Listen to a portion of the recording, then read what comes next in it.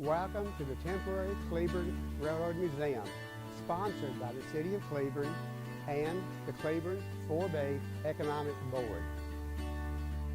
The intent of the exhibit is to tell the story of the Cleburne Santa Fe shops and the impact the industry had on Cleburne, Johnson County, and its people.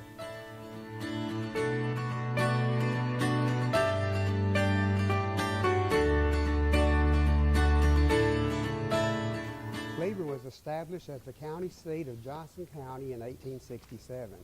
It was said that the town at that time had 4 log buildings standing in a row to house businesses. However, the town had no residential homes. Within weeks, citizens were coming to Cleburne from Buchanan, the previous county seat, and surrounding areas with their homes on top of wagons. By 1876, the population was 2,000. The Galveston News, dated October 5, 1879, announced that Cleburne had risen from a little log cabin village to a population of 3,200 and possesses a commerce that is attracting the attention of 2 of the wealthiest railway companies in the state.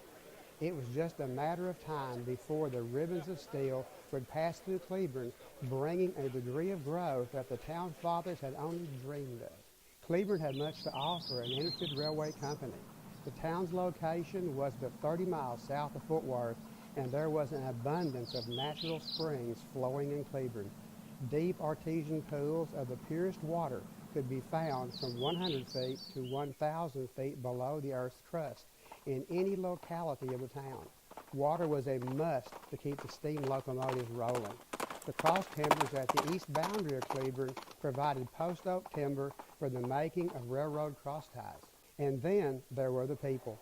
The citizens of Cleburne were considered to be hospitable to strangers, kind and courteous, which would greatly benefit the town during a game-changing event to occur before the coming of the new century. It was said that no one need be a stranger in Cleburne unless that condition was preferred. According to the archive records of the Gulf, Colorado, and Santa Fe, officials of the company took an excursion trip through the Bosque Valley to view the route from Galveston to the north. The date was November 20th, 1881. The area was declared one of the most beautiful places they had seen. By December 3rd, 1881, the railroad would lay tracks through the towns of Belleville, Brenham, Caldwell, Cameron, Clifton, Meridian, and Cleburne. The GC and SF reached Fort Worth on December 2nd, 1881. Cleburne citizens had made land and monetary donations to the railway company, collecting some $100,000 to lure the railroad to town. The once little log cabin village was destined to be an important inland city for the mighty Gulf, Colorado, and Santa Fe. In 1897, the Santa Fe announced that Cleburne would house the principal machine shop, designating Cleburne as the repair and maintenance headquarters along 1,400 miles of rail from Galveston to Chicago. These facilities boosted the employment numbers to approximately 800. Other railroads began to take notice of Cleburne as well. The Missouri, Kansas, and Texas, called the Katy, extended a branch to Cleburne in 1902, and the Trinity and Brazos Valley, called the Boll Weevil, arrived in 1903.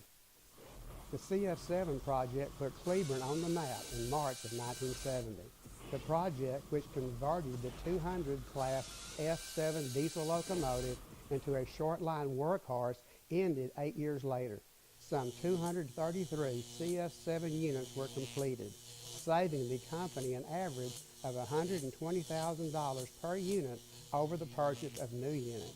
The Cleburne shops became known as the place to get the job done. For more than 100 years, the railroad was the town's largest employer. When the population was slightly more than 10,000, 1,500 people worked there. At its peak, payroll rose to $21 million, with more than $1 million going for local property taxes. On September 29, 1989, Santa Fe management silenced the whistle, turned off the lights, and headed to greener pastures, putting an end to more than a century of existence in Cleburne. However, the legacy left behind by the men and women who worked for the railroad will not be forgotten. Please enjoy your visit here at the Cleburne Railroad Museum. Stroll through, Take your time. Learn how ribbons of steel, locomotives puffing black smoke, and dedicated employees brought prosperity to a town for over a century.